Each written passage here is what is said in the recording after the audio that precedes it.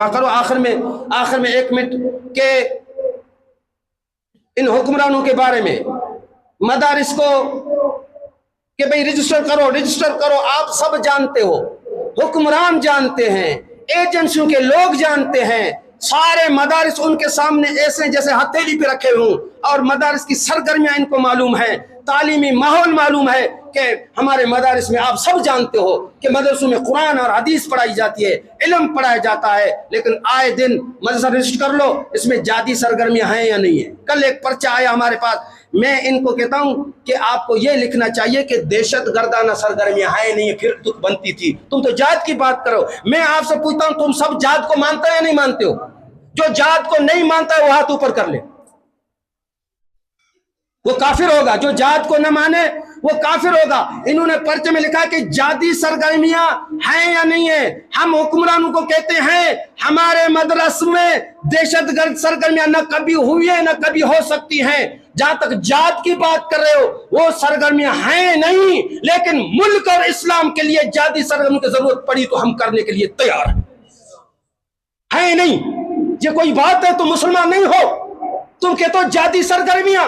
میرے نبی کے تعال جاد و مازن الی یوم القیامہ، قیامت کے صبح تک جہاد جاری رہے گا، اور تم مسلمان ہو.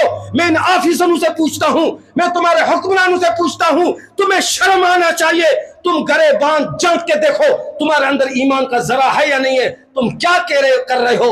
انگریز کے کہنے پر انگریز کبھی بھی جہاد کو برداشت نہیں کرے گا، کیونکہ جہاد تو انگریز سے ہوتی ہے. وہ کب برداشت کرے گا کہ مسلمان جہاد کرتے رہے؟ تم ان اپنے آبا و اجداد کے کہنے پہ آئے دن مدارس میں مداخلت کر رہے ہو. بیلا میں بھی مداخلت شروع، اور مساجد کو تالا لگایا جا رہا ہے. ارے ظالمو، خدا کے عذاب کو دعوت نہ دے دو. جب اللہ کا عذاب آیا تمہاری کرسی کو تمہارا باپ بھی بچا نہیں سکتا.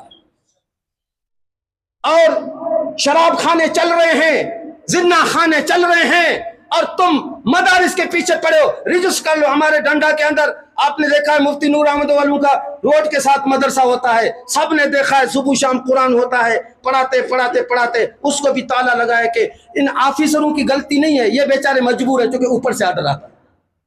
نہ پولیس والے وغیرہ، اوپر سے آرڈر آتا ہے، اوپر والوں کو واپس اوپر سے آرڈر آتا ہے. اب اندازہ لگاؤ، مدرسوں کے پیچھے، مساجد کے پیچھے.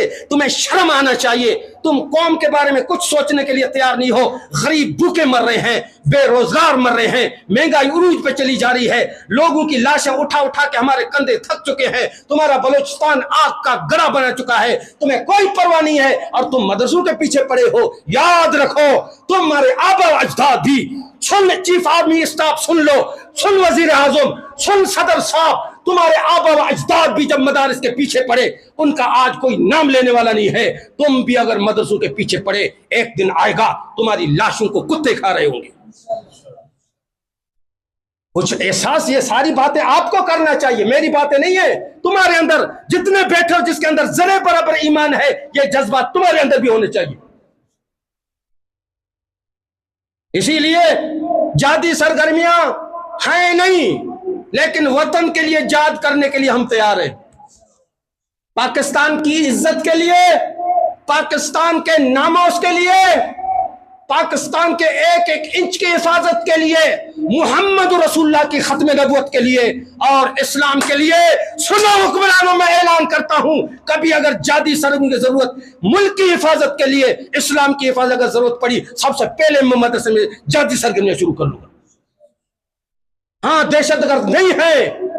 ہم وطن، قوم اور لوگوں کو ٹارگٹ کر کے مارنے والی دہشت گردی سے ہمارا کوئی تعلق نہیں ہے، بلکہ یہ ممبر گواہ ہے، سارے ہمارے علماء کے ممبر گواہ ہیں. اس قوم کو امن کا پیغام دینے والے ہم ہیں، اور ایک انسان کے خون کی قیمت بتلانے والے ہم ہیں. ایک انسان کو مارنا کتنا بڑا گناہ ہوتا ہے. دیکھو کیا کریں، کل سے آئے ہیں، ادھر سے آئے ہیں، صبح کو فون آیا، مولوی صاحب کیا کر لیں؟ غیر رجسٹرڈ. تم خود غیر رجسٹرڈ ہو، تم خود جو ہے جیلی ہو. تم اپنی تو رجسٹر دکھا تو ہم مدرسوں کو رجسٹر کر لیں. اور کوئی بھائی کیا ہے، آپ خود دیکھو، بھیک مانگتے ہیں. آمدنی کہاں سے آ رہی ہے؟ میں نے کہا امریکہ دے رہا ہے. کل آیا نا پرچہ آمدنی کا، شرم ان کو نہیں آنا چاہیے، بھیک مانگ مانگ کے آپ لوگوں کے سامنے اعلان کر کر کے ہم مدرسوں کو چلا رہے ہیں۔ یقین کر لو کتنی پریشانی ہوتی ہے، میں سلام کرتا ہوں مدرسے چلانے والوں کو، یقین کر لو، یقین کر لو، اس زمین کے اوپر اگر اسلام کے لیے سب کچھ اگر کرنے والے اپنی عزت کو خاک میں ملانے والے ہیں تو مدرسے والے ہیں۔ آمدنی کہاں سے آ رہی ہے؟ آمدنی تمہارے باپ سے آ رہی ہے،